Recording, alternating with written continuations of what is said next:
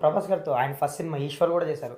'ఈశ్వర్'కొచ్చేసరికి అంటే మీరు 'ఆర్‌పి పట్నాయక్' అంటే లవ్ స్టోరీస్ చేస్తాడు, లేదంటే ఫ్యామిలీ సాంగ్సే చేస్తారు అనేదాన్ని కొంచెం బ్రేక్ చేసిన ఆల్బమ్స్‌లో 'ఈశ్వర్' అనిపిస్తుంది నాకు. ఎందుకంటే మాస్ ఆల్బమ్ అది. చాలా మాసీగా ఉంటది. ఫస్ట్ సాంగ్ నుంచి లేదు లేదు మెలోడీస్ ఉన్నా గానీ మెలోడీసే యాక్చువల్లీ మాస్ హీరోకి మెలోడీస్ కావాలని నన్ను బుక్ చేసుకున్నారు. ఓకే. అంటే నేను 'అమీర్పేట'లో ఆ సాంగ్ గాని, అమీర్పేట్ డెఫినెట్గా మాస్ సాంగ్. 'పేటలోని రాణి' అది కూడా కొంచెం మాస్ టచ్ ఉంటది ఎక్కువ.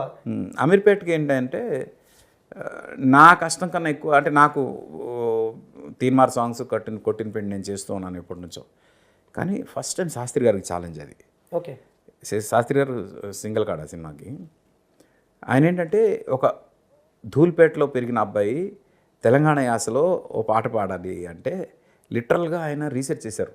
ధూల్పేటలో ఎలాంటి మాటలు వాడతారు ఏంటి అలా అని మళ్ళీ ఆయన స్థాయి దిగకూడదు. మాస్ సాంగ్ అంటే ఏదో మాస్లా చేయకూడదు, దానిలో ఫిలాసఫీ చెప్పాలి అని అమీర్పేటకు ధూల్పేటకు ఆయన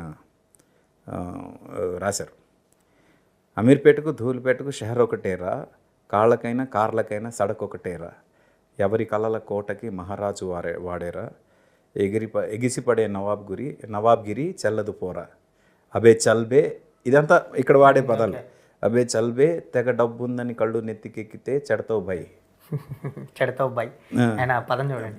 అవన్నీ శాస్త్రి గారు అంటే ఆయన ఆ స్లాంగ్లో వాళ్ళతో పాటు కలిసిపోయి రాయాలని ఆయన చాలా కష్టపడారు ఈ పాటకి. కానీ చాలా మంచి సాహిత్యం ఉంటుంది అందులో కూడా. అది ఫిలాసఫీ, ఎంత ఫిలాసఫీ అని చెప్పండి. చిరంజీవి సినిమాలు చూడగలరా మొదటి ఆటక్యూలో నిలబడి, దేవుడైనా కూడా మంచి లైన్ ఉంటుంది. లైక్ హోలీ రంగులతో కలిసి నవ్వగలరా, గొప్ప గొప్ప వాళ్ళు ఎవరైనా లిరిక్ ఉంటుంది. లైక్ ఇప్పుడు లిరిక్స్ గురించి మాట్లాడతాం కదా, శాస్త్రి గారి లిరిక్స్ గురించి సార్ మిస్ అవుతున్నారా? ఈ శాస్త్రి గారు మిస్ అవుతున్నాను నేను చాలా.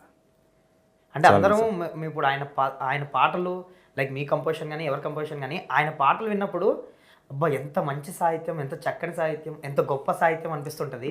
అరే లేదు మా కాంబినేషన్లో డెఫినెట్గా చాలా గొప్ప సాంగ్స్ వచ్చాయి అండ్ అవన్నీ నేను మిస్ అవుతున్నాను, ఇప్పుడు కూడా మిస్ అవుతున్నాను.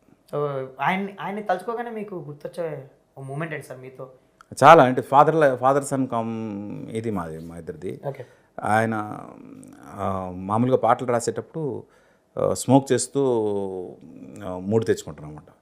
నేను స్మోక్ డ్రింక్ ఏం చేయను కదా, నేను వెళ్ళినప్పుడు కొంచెం రిజర్వ్గా ఉంటారు ఆయన. ఆర్పిఎం అంటాడు నేను స్మోక్ చేస్తే అని. ఆయన నేను చెప్పేవాడిని, గురుగారు వద్దు, ఎందుకు హెల్త్ జాగ్రత్త అని చెప్పేవాడిని. నీ ఒక్కడి దగ్గర నేను భయపడతాను ఆర్పి స్మోక్ చేయడానికి. అలా కొంచెం ఇది ఉండేది మా ఇద్దరికి, ఆ చనువు ఉండేది నాకు ఆయనతో. అండ్ అంటే ఆయన ఏ పాట రాసినా అప్పుడే ప్రసవిస్తున్న తల్లి తాలూకా ప్రసవ వేతన ఉంటుంది కదా, అది ఆయన ప్రతి పాటలో కనిపిస్తుంది. అంటే ఒక చిన్న 4 లైన్లు ఈ సినిమాకి మీరు రాయాలని ఒక డైరెక్టర్ వెళ్ళినా మొత్తం కథ వింటారు ఆయన. మొత్తం కథ విని ఆ 4 లైన్లో ఆ కథ చెప్పడానికి ప్రయత్నం చేస్తాను. మీరు మనసంతా నువ్వే చూస్తే అంతా ఆయనే రాశారు, కానీ కంటతడి నాడు నేడు చెంపతడి మిందే చూడు, చెమ్మలో ఏదో తేడా కనిపించలేదా. బా అంటే చిన్నప్పుడు విడిపోయిన తర్వాత నువ్వు ఏడ్చావు అతని గురించి, ఇప్పుడు అతను కలిసిన తర్వాత కూడా ఏడుస్తున్నావు. అప్పుడు వచ్చింది కంటతడి, ఇప్పుడు వచ్చింది, 2 చెంపలు తడిమే. ఎంత బాగుంది చూడండి. చెమ్మలో ఏదో తేడా కనిపించింది. అంటే సినిమా కథ అంతా తెలిస్తేనే ఇలా రాయగలరు. అది శాస్త్రి గారి గొప్పతనం. సో ఆయనకి మీరు స్టోరీ మొత్తం చెప్పేవారు సార్? నేను కాదు, డైరెక్టర్స్. లైక్ అదే మీ సినిమా డైరెక్టర్స్ కంపల్సరీ చెప్పాల్సిందే. ఓకే. చెప్పాక 4 లైన్లు రాయాలన్నా ఆయన మొత్తం కథ వింటారు, ఓపిక్గా వింటారు. ఆయనకి అనిపించింది చెప్తారు, అనిపించే కరెక్షన్స్ చెప్తారు. చెప్పి ఆయన రాయాల్సిన లైన్లో ఆ కథని ఎలా చెప్పాలి అనేది ప్రయత్నం చేస్తారు.